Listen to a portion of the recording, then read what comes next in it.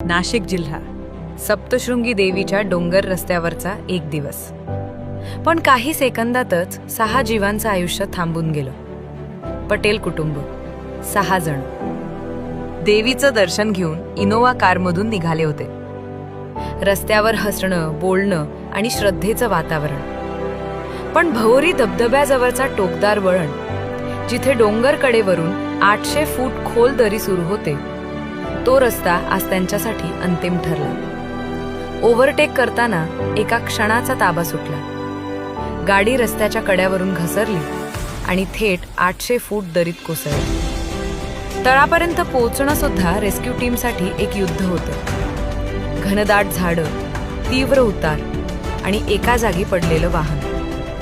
स्थानिक ग्रामपंचायत, आपत्ती व्यवस्थापन पथक आणि पोलीस सगळे पोहोचले.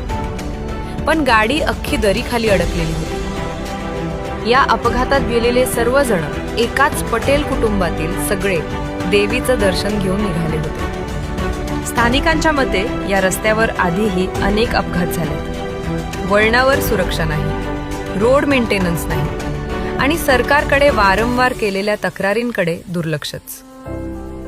कधी कोणता रस्ता, कधी कोणती घडी, जीवन कधी बदलून टाकेल कोणालाच माहीत नसतं. जीवनाच्या प्रवासात डोंगर, रस्ते आणि वळणं बदलतात, पण गमावलेले माणसं कधीच परत येत नाहीत. कधी काय होईल कोणालाच माहीत नसतं. फॉलो करा विस्तार मराठी. खरी बातमी, भावना आणि सत्य मराठीत.